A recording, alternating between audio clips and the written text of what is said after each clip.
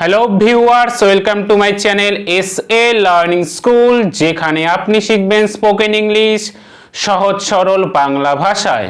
আজকের এই ভিডিওটিতে আমি আপনাদেরকে শেখাবো প্রিপোজিশন উইথ এর বিভিন্ন ব্যবহার কিভাবে করবেন। ইউজ ওয়ান, কারো সাথে অথবা সঙ্গে বোঝালে তখন প্রিপোজিশন উইথ ইউজ করা হয়ে থাকে। ভিউয়ার্স, এক্ষেত্রে যার সাথে অথবা যার সঙ্গে বোঝানো হবে তার আগে উইথ বসাতে হবে। যেমন সে তার পিতামাতার সাথে বাস করে, he lives with his parents. Viewers, এখানে যেহেতু তার পিতামাতার সাথে বোঝানো হয়েছে, সেই কারণে হিজ প্যারেন্টস এর আগে উইথ বসেছে।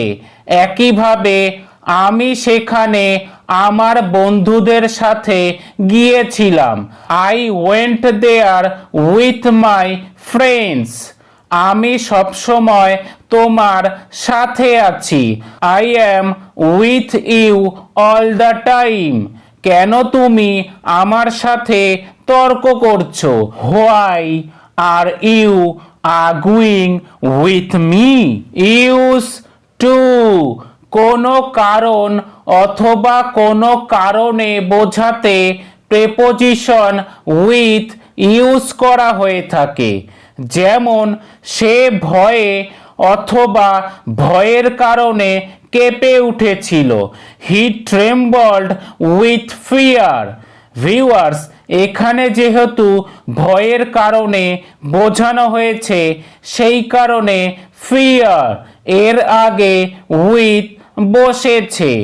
একইভাবে অশ্রু অথবা চোখের জলের কারণে তার চোখগুলি লাল, her eyes are red with tears. আমার আঙুলগুলি ঠান্ডার কারণে অসাড় হয়ে গিয়েছিল, my fingers were numbed with cold. Use three, কোনো কিছু সত্ত্বেও বোঝাতে উইথ ইউজ করা হয়ে থাকে। ভিউয়ার্স, এক্ষেত্রে যে জিনিসটি অথবা যে বিষয়টি সত্ত্বেও বোঝানো হবে তার আগে উইথ বসাতে হবে। যেমন তার সমস্ত সম্পত্তি সত্ত্বেও সে অসুখী, with all his wealth he is unhappy. Viewers, এখানে যেহেতু তার সমস্ত সম্পত্তি সত্ত্বেও বোঝানো হয়েছে, সেই কারণে অল হিজ ওয়েলথ এর আগে উইথ বসেছে। একইভাবে তার সমস্ত খারাপ অভ্যাস সত্ত্বেও তিনি একজন ভালো মানুষ, with all his bad habits he is a good man. তার সমস্ত দোষ সত্ত্বেও আমি তাকে পছন্দ করি, with all her faults I like her. Use four, কোনো শারীরিক অবস্থা অথবা কোনো চারিত্রিক বৈশিষ্ট্য বোঝাতে উইথ ইউজ করা হয়ে থাকে। ভিউয়ার্স, এই ধরনের সেন্টেন্সে যে শারীরিক অবস্থা অথবা চারিত্রিক বৈশিষ্ট্যের কথা বলা হবে তার আগেই উইথ বসাতে হবে। যেমন দাড়িওয়ালা একজন বৃদ্ধকে আমি সেখানে দেখেছিলাম, I saw an old man with a beard there. এখানে যেহেতু দাড়িওয়ালা এটি একটি চারিত্রিক বৈশিষ্ট্য বোঝানো হয়েছে, সেই কারণে আ বিয়ার্ড এর আগে উইথ বসেছে। একইভাবে কালো চুলের মেয়েটি আমার বোন হয়, the girl with black hair is my sister. নীল চোখের ছেলেটি তার বন্ধু হয়, the boy with blue eyes is his friend.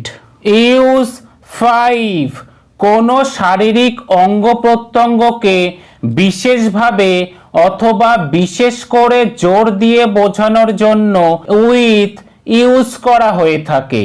যেমন আমি আমার নিজের হাতে তোমার জন্য এই খাবারটি রান্না করেছিলাম। I cooked this food for you with my own hands.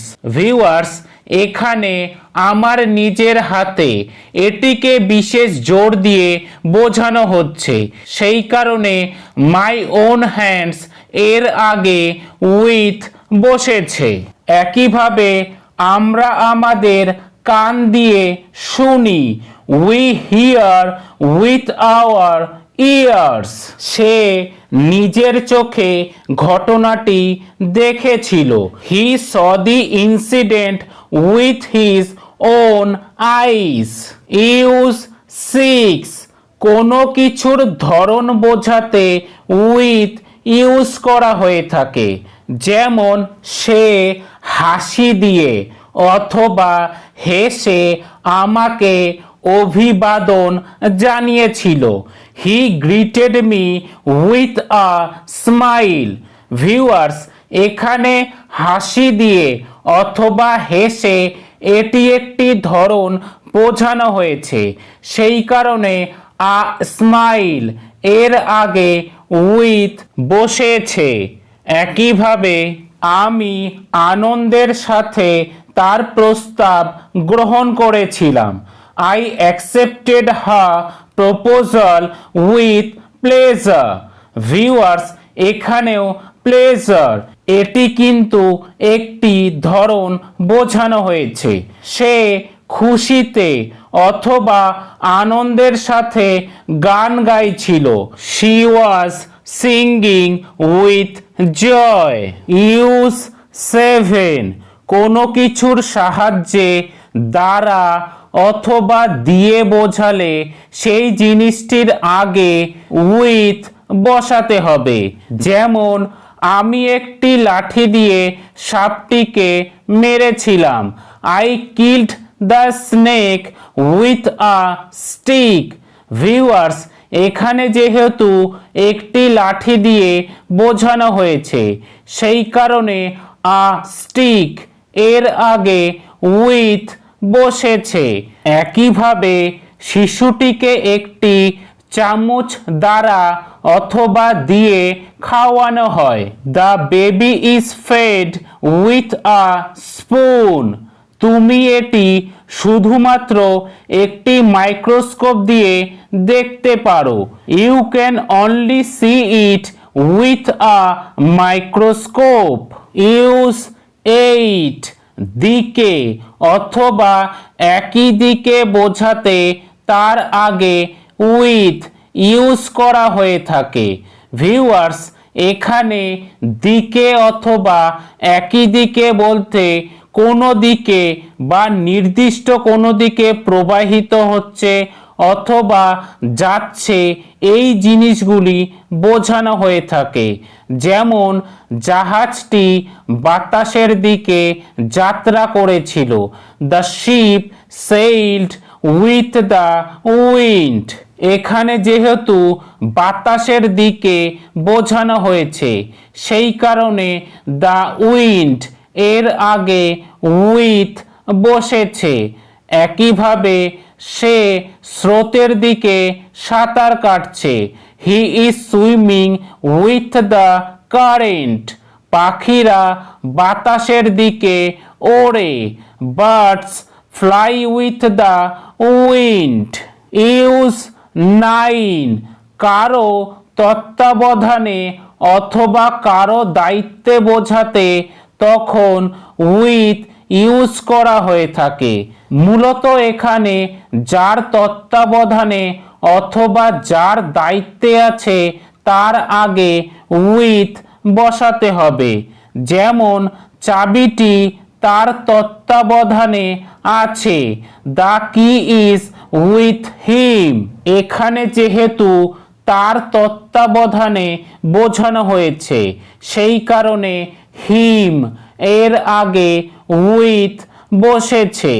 একইভাবে চিঠিটা তোমার সেক্রেটারির তত্ত্বাবধানে আছে। The letter is with your secretary. এটা আমার তত্ত্বাবধানে বা দায়িত্বে ছেড়ে দিন। Leave it with me. Viewers, আশা করি এই বিষয়গুলি আপনারা বুঝতে পেরেছেন।